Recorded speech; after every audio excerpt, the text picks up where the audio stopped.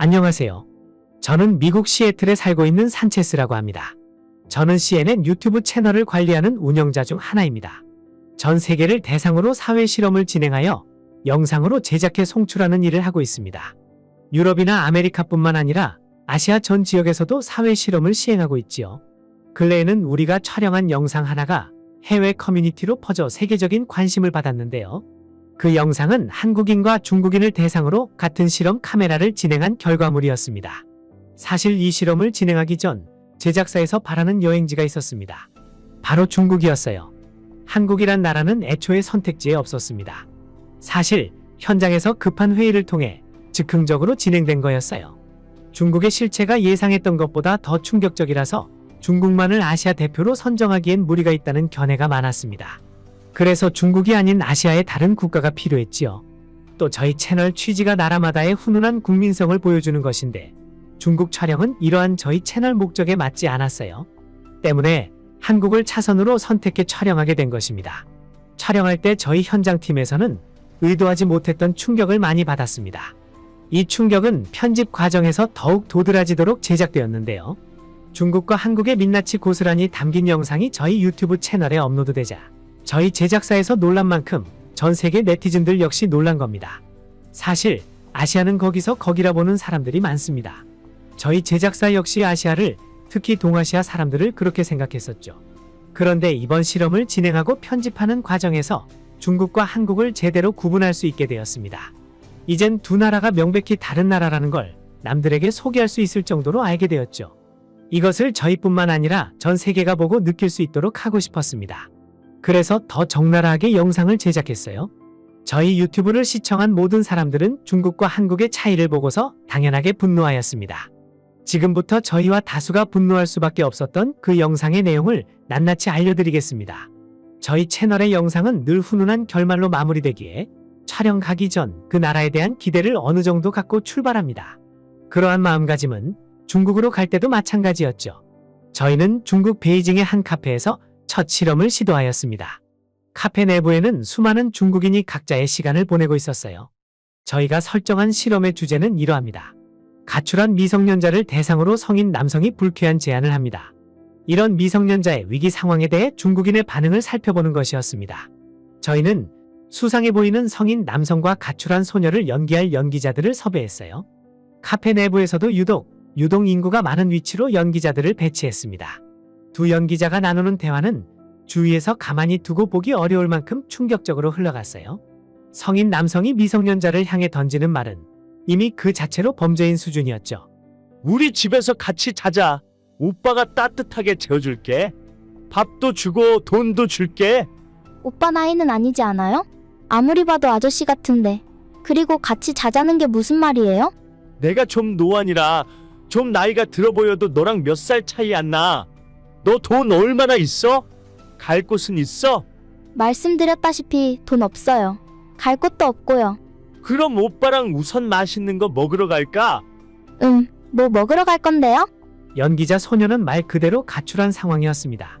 그 상황을 실감나게 연출하기 위해서 일부러 연기자 소녀에게 커다란 짐가방을 착용시켰고 교복은 날씨에 비해 춥게 입혀놓았어요. 미성년자이기에 위기 상황을 냉철하게 판단할 수 없음을 보여주고 싶었고 어른의 도움이 필요하게끔 유도하는 것이 저희 방향이었죠. 역시 예상했던 대로 두 연기자의 불쾌한 대화 때문에 주변에 있던 중국인들이 오가면서 그 상황을 주목하였습니다. 대부분의 중국인이 그 둘의 관계를 힐끔거리며 관심을 가졌어요. 저희는 다음에 올 중국인의 태도를 상세히 촬영하기 위해서 화면을 당겼습니다. 그리고 중국인들의 대처 능력을 기대하며 숨죽여 기다렸어요. 하지만 놀랍게도 중국인들 반응은 그것이 끝이었습니다. 그저 연기자들의 대화에만 관심을 가질 뿐 아무도 두 연기자의 대화에 끼어들지 않았어요. 그렇게 카페 내에서만 촬영을 무려 40분이나 했습니다. 혹시라도 용기를 보여줄 중국인이 나타나지 않을까 싶어 조금 더 기다려보긴 했어요. 그러나 중국인들의 미지근한 반응은 계속해서 이어졌습니다. 아무도 어린 소녀를 구해줄 생각이 없어 보였어요. 미성년자에 대한 위기에 단 한 번도 관심을 가지지 않는 건 저희 팀에서도 처음 보는 광경이었습니다. 할 수 없이 저희는 실험의 상황을 좀 더 악화시켜 연출해보기로 논의했습니다. 연기자 소녀가 갑자기 생각이 바뀌었다며 남성의 제안을 거절하고 자리를 뜨는 방향으로 상황을 전환했죠. 그리고 뒤쫓아 나간 성인 남성이 카페를 나선 소녀를 강제로 붙잡아 무력으로 끌고 가는 걸로 부탁했습니다. 이 정도까지 보여주면 이젠 누가 나서도 나서야 할 만큼 위험한 상황임을 확실히 알 거라 생각했습니다. 그리고 그 덕분에 저희는 카페에서보다 훨씬 충격적인 결과물을 얻게 되었어요. 길거리를 거닐던 수많은 중국인이 카페에서처럼 해당 상황에 대해 목격하고 관심을 가졌습니다. 하지만 카페에서와 달리 거리의 중국인들은 훨씬 더 경악스러운 태도를 보여주었어요. 연기자 소녀가 자신의 처절하고도 위험한 처지를 표현하기 위해 비명을 질렀는데요. 살려주세요. 제발 저 좀 도와주세요. 연기자 남성에게 끌려가면서 그 소녀는 울부짖기까지 했습니다. 그런데도 정말 많은 중국인이 그 위급한 상황을 모른 채 하며 그저 제 갈 길만 고집하더군요. 반응은 다양했으나 결과는 같았습니다. 그 상황을 처음부터 지켜봤던 카페 손님은 바깥의 위급 상황을 봤음에도 여전히 무신경했습니다. 신고하거나 남성을 말리는 등의 조치도 전혀 없었습니다. 다들 그저 말 그대로 남의 일인 것 마냥 멀뚱거리며 범죄 현장을 바라만 볼 뿐이었어요. 그럼에도 그 현장이 불쾌한 상황인 줄은 아는지 인상을 찌푸리긴 하더군요. 하지만 그 정도의 반응이 다였죠.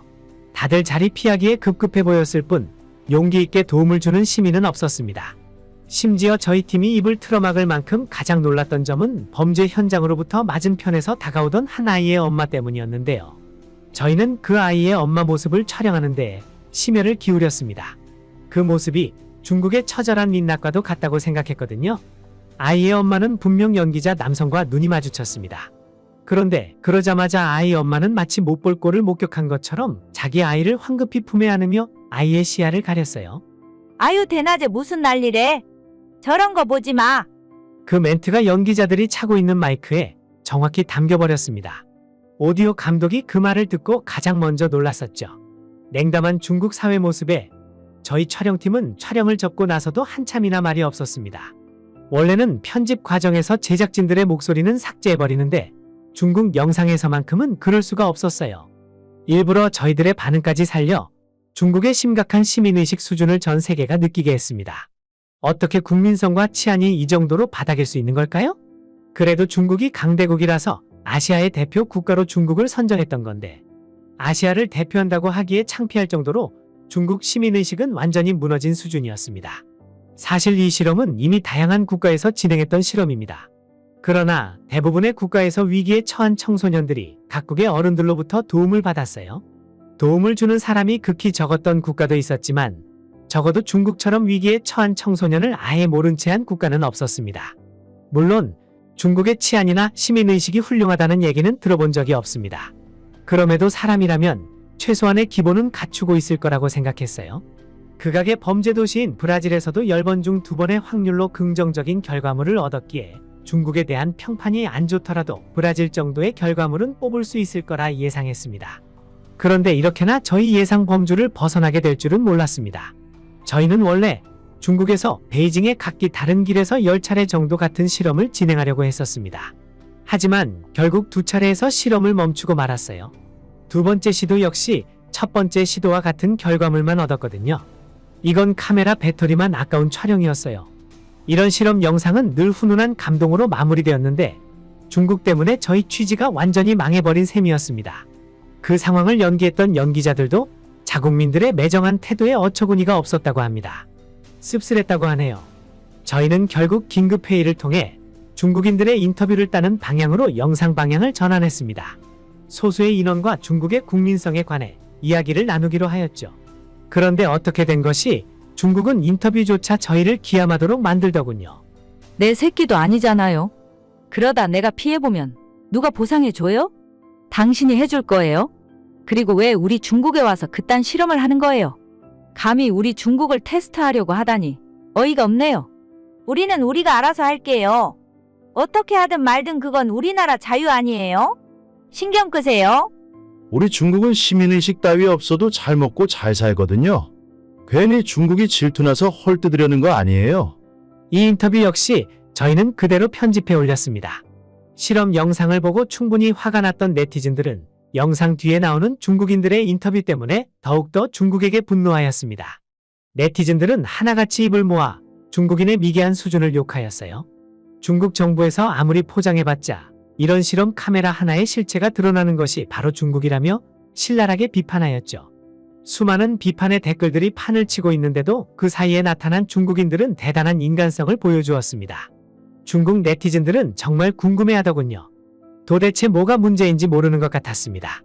그렇게 중국에 대한 영상으로 저희 채널이 뜨겁게 달궈진 사이 저희는 몇 시간 뒤 하나의 영상을 연이어 업로드시켰습니다. 다음 영상은 중국이 아닌 한국에서 진행한 것이었는데요. 제작진들은 대부분 한국에 대해 큰 기대감을 갖고 있진 않았습니다. 차선으로 선택한 한국마저 그저 촬영 실패로 돌아갈까봐 불안한 마음만 한가득 안고 있었죠. 촬영을 실패하게 된다면 또 다시 차선을 회의해야 했으니까요. 저희는 급하게 한국행 비행기에 올라탔고 한국 서울 강남에 있는 한 카페를 찾았습니다. 실험 설정은 중국에서 했던 것과 같았습니다. 한국인 연기자를 급하게 섭외하여 성인 남성 한 명과 교복 입은 한국 소녀로 촬영을 시작했죠. 한국인들도 역시나 중국인들과 마찬가지로 불쾌한 상황에 시선을 집중했습니다. 여기까진 중국과 별다른 차이 없는 모습을 보였죠. 그런데 본격적인 촬영을 시작하고 겨우 5분쯤 지났을 때였습니다. 저희는 앞선 촬영에서 무관심한 중국인들의 반응 때문에 급하게 밖으로 나가는 상황을 만들어냈었는데요. 한국에서도 마찬가지로 바깥 상황에 촬영이 불가피해진 겁니다. 그런데 그 이유가 중국과 좀 달랐습니다. 한국인들은 중국에서의 충격을 싸그리 있게 해줄 만큼 훨씬 더 경악스러운 모습을 보였어요.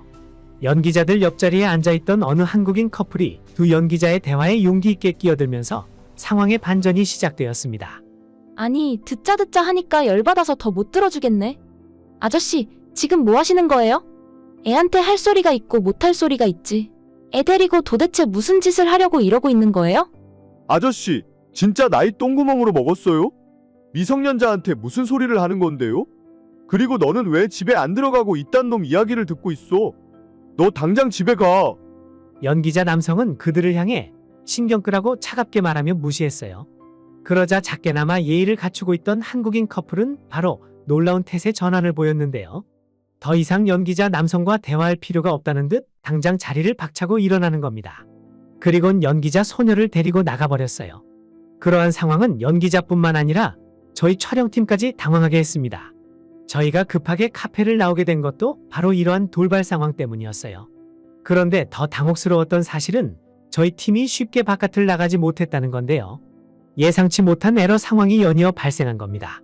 연기자 남성이 급하게 연기자 소녀의 뒤를 따라 나가려고 하자 카페 안에 다른 한국인들이 그 남성에게 하나둘씩 들러붙었어요. 연기자 남성을 대놓고 붙잡으며 막아서더라고요. 이보세요. 저 아이 놓아주세요. 이러는 거 범죄 행위인 거 알고 있죠? 아무것도 모르는 애 데리고 가서 무슨 짓 하려고 하는데요? 멀쩡한 사람이 왜 그렇게 살아요? 나 당신, 저 아이 놓아주지 않으면 경찰에 신고할 거예요. 그 바람에 두 연기자가 장시간 서로 격리되는 예기치 못한 상황이 연출되고 말았어요. 저희는 할 수 없이 연기자 남성에게 예정보다 더 무리한 연기를 부탁할 수밖에 없었습니다. 연기자 남성은 다소 강압적으로 한국 시민들을 밀어내며 밖으로 나가서 소녀를 찾게 되었어요. 그러자 한국인들이 우르르 따라 나가는데 그 과정에서 저희 촬영팀은 카메라 초점을 제대로 잡지 못해 우왕좌왕 난리도 아니었어요. 형사사건이라도 일어난 것처럼 실감나면서도 다급하게 영상이 찍혀버렸어요. 그렇게 밖으로 나가고 나서도 돌발 상황은 계속해서 이어졌습니다. 연기자 남성이 서둘러 한국인 커플과 함께 있는 연기자 소녀에게 다가갔고 그녀의 손목을 붙잡았는데요. 그런데 이건 미리 얘기하지 않았던 상황이라 연기자 소녀가 진심으로 놀라서 소리를 지르고 만 겁니다. 그러자 상황은 더 이상 촬영을 이을 수 없는 지경까지 치닫게 되었습니다. 저희는 또다시 카메라 초점을 몇 번이나 흔들게 되었어요. 너무 놀라서 다들 현장의 모습을 카메라가 아닌 두 눈으로 직접 담느라 미처 촬영의 질을 신경 쓰지 못했거든요. 위기에 처한 청소년을 구하기 위해서 연기자와 비슷한 또래인 학생들부터 군인, 대학생, 지나가는 노인들까지 수많은 한국인이 연기자 남성한테 달려들었어요. 다들 한마음 한뜻으로 연기자 소녀를 지켜주기 시작하더라고요. 어디서 대기하다 튀어나온 사람들처럼 말이죠. 서로 할 수 있는 방법을 동원하여 어린 소녀를 지키고자 노력하는 모습에서 저희 팀은 훈훈한 기분을 넘어서 충격적인 감동을 느꼈습니다. 한국인들의 대처는 결코 어중간하지 않았고 그 어느 나라보다 확실했어요. 연기자 남성이 연기자 소녀에게 다가가지 못하도록 한국 남성들이 힘을 다해 죄다 막아주었고 한국 여성들은 아이 주변으로 모여들어 아이의 신변과 처한 상황을 걱정해 주었습니다. 괜찮니? 많이 놀랐지? 부모님은 어디 계신 거야? 갈 곳은 있어. 가출하면 안 돼. 저런 나쁜 아저씨들 만나면 다시는 나쁜 길에서 못 빠져나와. 결국 그 한국인들은 아이가 부모님한테 연락할 때까지 곁에서 기다려 주었고, 마치 언니, 엄마, 할머니인 것처럼 소녀의 가족이 되어 소녀가 안심할 수 있도록 다독여 주었습니다. 저희는 한국인의 따뜻한 단결력에 믿을 수가 없어서 중국에서 실패한 실험을 더 시도해 보았습니다. 그런데 놀랍게도 어딜 가나 한국인들의 태도는 전부 똑같았어요. 수십 개의 국가를 실험해 왔지만 그 어느 곳에서도 보지 못한 아주 놀라운 결과였죠. 게다가 어떤 한국인은 연기자 남성이 연기자 소녀에게 접근하기 이전부터 그 둘의 상황을 이상하게 생각하여 지켜보고 있다가 돌발 상황이 벌어지자마자 경찰에 신고하기도 했습니다. 아주 발빠른 대처였죠. 이 같은 한국인들의 시민성에 대해서 네티즌의 반응은 예상보다 훨씬 더 뜨거웠습니다. 한국의 빨리빨리 문화는 저런 상황에서도 나오는구나. 같은 아시아라서 한국이나 중국이나 비슷할 거라 생각했는데 이 두 국가는 그냥 다른 것도 아니고 180도 다른 모습이라 더 흥미롭네요. 그런데 왜 중국만이 본인들의 이상한 점을 모르는지 모르겠네요. 한국의 시민의식 수준은 소문으로만 들었는데 이 정도로 상상 초월 수준이라니. 이런 부분은 비록 한국이 작은 나라라고 하더라도 우리 미국과 여러 국가에서 배워야 할 점이 아닌가 싶습니다. 저는 도쿄에 사는 네티즌입니다. 한국인들 친절한 건 유명하긴 하죠. 나도 한국에 갔었는데 가는 곳마다 사람들이 상냥해서 놀랐어요. 그런데 알고 보니 다 가식이라고 하더라고요. 가식이요? 어떤 나라가 가식으로 저렇게 위험 상황에 자신을 노출시키면서까지 타인을 도와주나요? 한국 촬영을 추천했던 제작진은 조회수가 치솟는 만큼 제작사에서 칭찬과 대접을 많이 받았습니다. 며칠간 박수갈채가 이어지기도 했네요. 또 한국에서 받은 무한한 감동을 겨우 그 영상 하나로 끝내기가 아쉽다는 의견이 많이 나왔어요. 그래서 조만간 다른 주제를 기획해 한국에 한 번 더 방문할 예정입니다. 기대 이상을 보여주는 한국인들을 하루빨리 또 만나보고 싶습니다. 한국 도심 한복판 아이스하키장 출입구 쪽이 피로 가득 물들어 있습니다.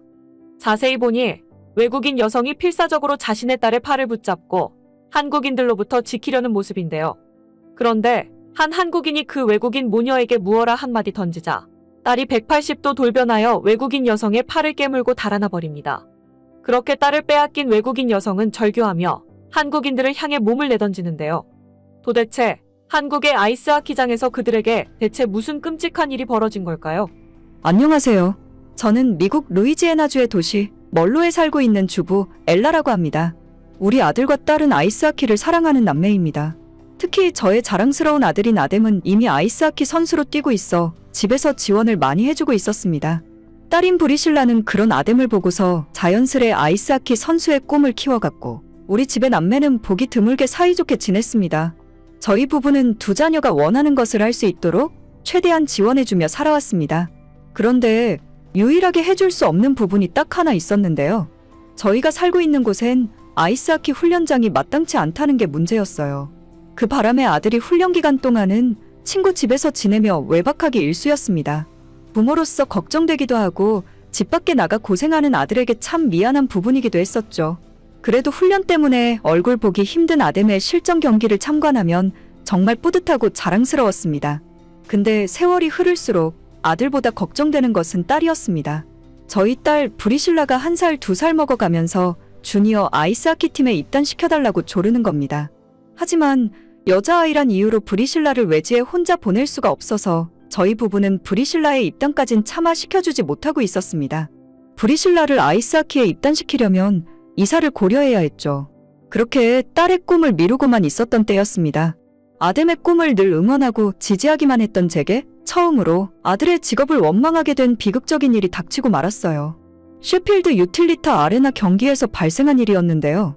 영국 아이스하키 리그에서 2차전 경기를 뛰던 저희 아들 아뎀과 같은 팀 선수가 상대팀 선수와 충돌하여 넘어지는 과정에서 스케이트날에 목이 베인 겁니다. 당시 경기장에 있던 8천여 명의 관중들은 그렇게 트라우마를 갖게 되었습니다. 비명과 울음소리가 울려 퍼졌던 그날의 기억이 아직도 생생히 남아있어요. 그 사고 때문에 경기는 당연히 긴급 중단되었고 그 선수는 응급치료 후 서둘러 인근 병원으로 이송되었습니다. 그러나 얼마 못 가서 사망하고 말았죠. 그 8천여 명의 관중 속에 있던 우리 가족은 그 장면을 목격했음에도 아무것도 할 수가 없었어요. 그 정도의 피가 그렇게 빠른 속도로 나오는 걸 처음 봐서 놀라기도 했고, 그 선수에게 당장 달려갈 수 있는 거리도 아니었거든요. 너무 속상하지만 솔직히 제가 살면서 본 것 중 가장 소름 끼치고 기괴한 장면이었습니다. 이 사고는 그 당시 미국의 CNN과 영국의 가디언 등에 수차례 보도되었어요. 이를 본 네티즌들은 그 잔혹한 사고에 모두 경악한 반응을 보였습니다. 아들의 절친이었던 그 선수는 죽었고 저는 무척 괴로웠습니다. 아들은 그렇게 사랑하는 팀원이자 친구를 잃었습니다. 그 선수는 장기기증으로 6명에게 새 삶을 주고 떠났어요. 사랑하는 동료를 억지로 떠나보낸 제 아들 아뎀은 그날부로 심장의 절반을 잃은 셈이었습니다. 아뎀은 친구를 잃은 상실감에서 허우적거렸고 결국 아이스하키를 그만두었습니다. 그런 아뎀을 챙기느라 우리 부부는 한동안 저희 딸 브리실라를 신경 쓰지 못했습니다. 그래서 그 사이 브리실라가 충격과 트라우마를 SNS로 풀고 있는 걸 몰랐어요. 브리실라는 학업에도 신경을 끌 만큼 어느새 SNS 활동에 중독이 되어버렸습니다. 아이스하키를 사랑하는 브리실라는 SNS에 아이스하키에 관련된 글과 죽은 선수의 영광스러운 영상 및 사진을 주로 올리며 그 선수를 기렸어요. 그러면서 아이스하키 선수가 될 것을 반대하는 저와 남편의 뜻과 달리 더더욱 아이스하키 선수가 될 거라고 결심하였습니다. 그 바람에 저는 브리실라의 휴대폰을 압수하기도 했고 많이 다투기도 했어요. 하지만 브리실라의 SNS 중독은 멈출 수가 없었습니다. 아뎀이 선수 생활을 그만두고 정신과 치료를 받는 상황에서 브리실라와 매일 다투다 보니 훨씬 더 에너지가 고갈되었어요. 그러던 어느 날 브리실라가 그만 대형 사고를 치고 말았는데요. 식사하는 자리에서 기가 막힌 발언을 하더라고요. 나 한국 갈래. 저와 남편은 귀를 의심했습니다. 브리실라가 혼자 뉴욕에 간다고 하더라도 황당해서 반대할 지경이었는데 알지도 못하는 한국에 간다고 하니 기가 막힐 노릇이었죠. 브리실라가 말하길 SNS를 하는 과정에서 한국인을 알게 되었는데 그 한국인이 자신을 한국으로 초대했다는 겁니다. 그런데 단순한 친구가 아니라고 했어요. 브리실라는 저와 남편에게 한국인 친구와 나눈 대화를 보여주었습니다. 이 한국 친구 민준이가 죽은 선수의 안구를 이식받았대. 그 선수의 가족을 계속 찾고 있었다고 했어. 그래서 오빠 친구 가족한테 연락을 해봤는데 아무하고도 연락하고 싶지 않다고 전화를 끊어버리시더라고. 그래서 내가 그 친구를 직접 만난 후에 소식을 전해주려고 해. 죽은 아드님이 기증한 안구로 살고 있는 사람이 한국에 있다고. 아직 아드님의 눈이 세상을 보고 있다고 말이야. 그리고 내가 한국에 가면 한국 아이스하키 선수팀도 만나게 해주고 아이스하키 경기장도 보여준댔어. 엄청 크다고 하더라고. 너무 궁금해. 예기치 못했던 소식이라 놀라웠습니다. 죽은 선수의 안구를 이식받은 기증자가 선수의 가족을 찾고 있는 줄도 몰랐는데 브리실라와 연락이 닿은 것 역시 너무 신기했거든요. 브리실라와 나눈 대화를 보니 김민중 군은 안구를 이식받을 당시 고등학생이었다고 했습니다. 미국으로 축구 유학을 왔다가 교통사고를 당했고 그 바람에 시력을 잃게 되었다고 했어요. 평생 맹인으로 살 팔자인 줄 알고 하루하루 괴롭게 지냈다고 했는데 그때 그 선수의 사망으로 안구를 이식받아 새 삶을 얻었다고 했어요. 아뎀의 동료가 죽고 4년 만에 등장한 장기 이식자의 존재에 저와 남편은 생각이 많아졌어요. 겨우 마음에 묻고 있던 트라우마가 다시 선명하게 떠올라 슬프기도 했습니다. 하지만 그렇다고 브리실라를 한국에 가도록 내버려 둘 순 없었습니다. 당장 집 밖으로 보내는 것도 걱정이 되는 판국에 한국이라니요. 제 입장에선 브리실라의 제안이 개인적으로 말이 안 되는 고집으로 보였습니다. 그때부터 딸의 생태가 시작되었어요. 한국에 가고 싶다고 칭얼거리며 더 반항하더군요. 어느 날은 제가 민준이랑 통화하는 브리실라의 휴대폰을 뺏어서 대신 통화한 적도 있었습니다. 죽은 사람의 안구를 이식받았다면 새 삶을 얻은 것에 감사하면서 잘 살아만 주세요. 괜히 우리 딸까지 위험에 빠뜨리지 말고. 민준의 얘기는 듣지도 않고서 단호하게 제 의사만 표현했습니다. 그러나 딸을 지키고자 했던 저희 무모함이 브리실라에겐 도발로 느껴졌나 봅니다. 브리실라가 방에 쪽지 하나만 남겨두고 몰래 한국으로 떠나버린 거예요. 그 사실을 처음 알았을 때 심장 반쪽이 도려지는 줄 알았습니다. 저는 남편에게 문자만 보낸 채 급히 한국행 비행기를 탔습니다. 다행히 제가 딸 몰래 민준의 연락처를 외워놓은 덕에 민준과 연락이 닿을 수 있었어요. 천만다행이게도 어렵지 않게 브리실라를 만날 수 있었습니다. 너까지 엄마 심장 도려낼 작정이야? 여기가 어디라고 혼자 와. 엄마가 아무것도 못하게 하잖아. 아이스하키도 죽은 선수를 추모하는 것도 친구 만나는 것도 전부 다 못하게 하니까 화가 나서 그런 거야. 브리실라의 말에 제가 딸을 본의 아니게 옥죄인 건가 싶어서 뜨끔했습니다. 저희 모녀 사이는 극도로 안 좋아졌어요. 일단은 미국으로 돌아가 대화를 나누기 위해 자리를 떴습니다. 그 상태로 다시 미국으로 돌아가기 위해서 비행기 티켓을 예매하려고 했죠. 민준과는 인사조차 나누지 않았어요. 그런데 그 순간 누가 저희 모녀를 불러 세우는 겁니다. 민준의 가족으로 보이는 분들이었어요. 이 만남이 쉽지 않다는 거 알지만 사실 전 마냥 반가워할 수 없었습니다. 아담 생각에 마음이 저렸으니까요. 그냥 모른 채 하고 뒤돌아서려던 그때 민준의 할머니가 황급히 다가왔어요. 제 손을 붙잡으며 눈물을 삼켰습니다. 죽은 선수분이 한국에서 무얼 보고 살고 있는지 같이 구경하다 가세요. 민준의 할머니는 제게 호소하듯 부탁했습니다. 그 와중에 브리실라는 이미 민준에게로 마음이 돌아선 상태였어요. 제 손을 놓고 민준의 곁에 숨어서 저를 경계하고 있었죠. 할 수 없이 저도 그들을 뒤따르게 되었습니다. 민준의 아빠가 준비한 차량에 올라탔고 해가 졌기에 하룻밤을 묵기로 했어요. 민준의 집으로 이동하면서 민준의 가족은 자신들을 소개하였습니다. 그 과정에서 저는 민준의 가족이 스포츠와 가까이 살고 있는 식구라는 걸 알았습니다. 민준 아빠는 세계 스포츠 환경에 대해 큰 관심이 있어 스포츠팀 컨설팅과 여러 엘리트 스포츠 관련 상품 및 서비스 영업을 하고 있다고 합니다. 민준 엄마는 축구 선수가 되려는 민준의 뒤를 매니저처럼 따라다니며 지원한다고 했어요. 민준 엄마의 얘기를 듣는데 저 역시 우리 아들이 트라우마로 정신과 치료를 받기 전까지 응원을 다니며 지지했었던 기억이 떠올랐습니다. 민준 엄마의 이야기가 유독 제게 마음에 와닿아 심금을 울렸어요. 아담 생각에 다시 가슴이 미어졌죠. 저는 그제야 민준의 눈을 똑바로 보았는데요.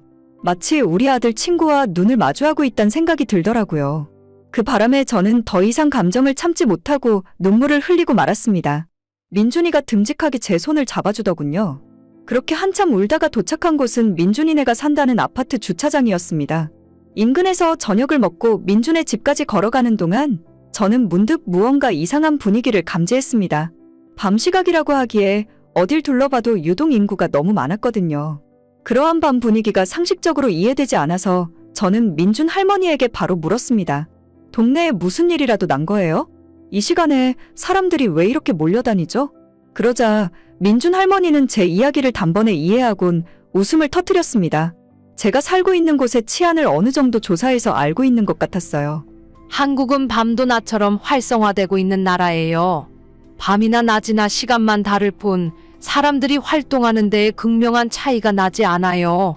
그 말을 믿을 수 없다고 하기엔 이미 제 눈에 한국의 밤이 보여지고 있는 상황이었습니다. 한국은 미국과 다르게 밤에도 사람이 붐볐고 위험을 경계하고 있는 사람들은 아무도 없었습니다.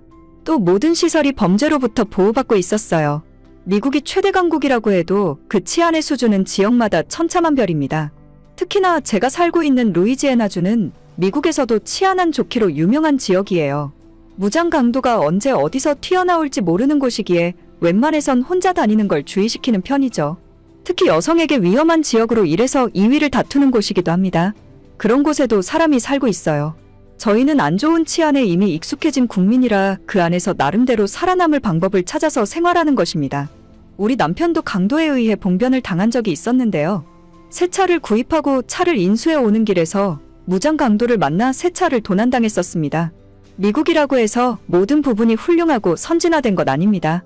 제가 살고 있는 곳처럼 치안 시스템이 완전히 무너진 곳이 곳곳에 있어요. 그런데 그날 밤늦게 저녁 먹고 민준이네 집까지 제법 걸었는데도 위협 비스무리한 분위기를 전혀 느낄 수가 없었습니다. 심지어 혼자 다니는 여자가 꽤 많은 걸 보고는 상당히 놀랐네요. 그 여자들은 직장인뿐만 아니라 교복 입은 청소년들까지도 포함이었습니다.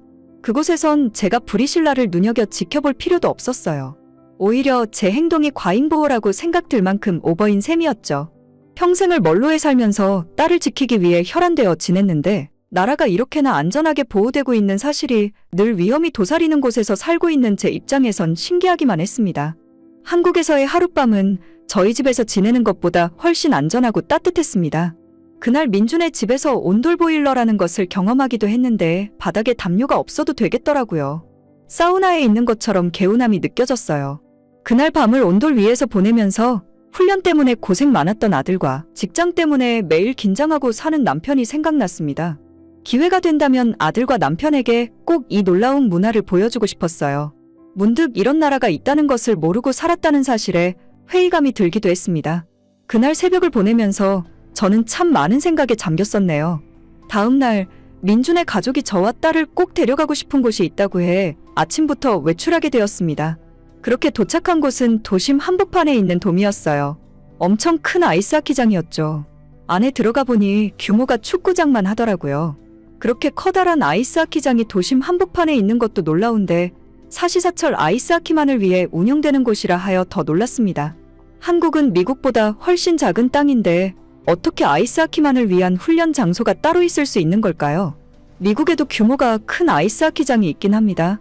그러나 대표팀들 위주로 훈련장을 사용하기 때문에 주니어 아이스하키팀이 대관하는 것에는 어려움이 있습니다. 그런데 한국은 대관에도 차별이 없는 것 같더라고요. 아데미 주니어 아이스하키팀에 있을 때 훈련할 곳이 여의치 않아서 동네 아이스링크장을 전전했다고 했는데 한국처럼 이런 곳이 있었다면 아들이 참 좋아했겠다는 생각이 들었습니다. 하지만 그러한 생각은 아들이 아이스하키를 그만둔 지금에선 전혀 반갑지 않았습니다. 한국의 아이스하키 훈련장은 당연히 훌륭했지만 저희 가족의 인생에 아이스하키는 더 이상 없어야 했습니다. 딸에게는 아이스하키에 관련된 그 무엇도 경험하게 하고 싶지 않았어요. 그래서 전 그 자리에서 당장 브리실라의 손을 붙잡고 나오려고 했습니다. 그런 과정에서 민준의 가족들이 저를 막았는데요. 본의 아니게 출입구에서 실랑이가 벌어지고 말았습니다. 대체 이게 무슨 무례한 짓이에요? 우리 집안 사정 몰라서 이런 곳에 데려온 거예요? 나는 절대 우리 딸 아이스하키 안 시킬 거예요. 아이스하키라면 꼴도 보기 싫다고요. 하지만 브리실라는 제 속도 모르고 제 손을 놓으려고만 했고 끝내 저를 깨물어 탈출해버렸어요. 민준의 가족 곁으로 도망가 버렸죠. 저는 그런 브리실라에게 고함치며 당장 미국으로 돌아갈 것을 강요하기만 했어요. 그렇게 저희는 몇 분을 더 분쟁을 벌였습니다. 이 분쟁은 누군가의 등장으로 인해 그치게 되었는데요. 그때쯤에 마침 민준의 누나가 속한 한국 여자 아이스하키 팀이 나타난 겁니다. 브리실라는 한국 아이스하키 팀을 보고서 흥분하여 그대로 따라 들어가고 말았습니다. 저는 황급히 딸을 붙잡으려고 서둘러 팔을 휘둘렀는데 이젠 민준이 나서서 단호하게 저를 가로막더군요. 그러면서 브리실라를 위해 자기 의견을 내세웠습니다. 아이스하키를 못하게 막는 것이 오히려 브리실라를 위험하게 만드는 길일 수도 있다고 하더군요. 그 말에 저는 더 이상 객기를 부리지 못했습니다. 아이스하키를 위해 무작정 한국으로 날아온 브리실라 때문에 충분히 놀랐는데 이대로 브리실라를 더 강압한다면 다음에는 브리실라가 더한 돌발 행동을 시도할 것 같았거든요. 저는 민준의 가족이 안내하는 대로 안으로 입장하여 브리실라를 잠자코 지켜보았습니다. 민준의 누나가 제 딸 브리실라를 위해 아이스하키를 가르쳐 주었는데요. 딸의 모습을 보면서 아뎀이 생각나더라고요. 하고 싶은 걸 못해 늘 울적하기만 했던 브리실라는 그 어느 때보다 즐거운 얼굴을 하고 있었습니다. 아뎀이 처음 아이스하키를 배울 때처럼 말이죠. 한국팀에 섞여 아이스하키를 즐기는 브리실라를 보면서 저는 문득 딸의 꿈을 응원해주지 못했던 저희 이기심을 되돌아보게 되었습니다. 정말 미안했어요. 제가 자식들에게 무슨 짓을 하고 있었나 반성하기도 했죠. 그렇게 브리실라가 원 없이 아이스하키를 할 때까지 저는 얌전히 기다려주었습니다. 그 짧은 시간 동안 저와 브리실라의 앙금이 풀리는 것 같기도 했어요. 민준의 가족 덕분에 저도 브리실라도 큰 터닝 포인트가 된 시간이었습니다. 민준의 가족은 우리를 위해서 언제든지 한국에 오면 연락하라 했습니다. 시간이 넉넉하지 못해 한국을 제대로 구경시켜주지 못한 걸 미안해했어요. 무작정 찾아와 민폐를 끼친 건 우리 모녀였는데 말이죠. 민준의 누나는 우리 딸에게 아이스하키에 대한 정보를 앞으로도 공유해주겠다며 SNS 계정을 주었습니다. 딸이 제 눈치를 보던데 저는 암묵적으로 허락의 의사를 내비쳤어요. 한국에서의 시간은 괴로웠던 트라우마를 해소시킬 수 있는 시간이었습니다. 집으로 돌아온 저는 남편과 의논하여 뉴욕으로의 이사를 결정하였습니다. 브리실라를 주니어 아이스하키 팀에 입단시키기 위해서였죠. 그리고 아들의 트라우마 극복을 위해 아들과 함께 한국을 다시 찾을 예정입니다. 자신의 죽은 친구의 눈이 아름다운 한국을 바라보고 있다는 사실을 안다면 아들도 저처럼 치유될 수 있을 것이라 확신합니다. 한국을 통해 제 안의 깊은 잘못을 깨우칠 수 있었습니다. 감사합니다.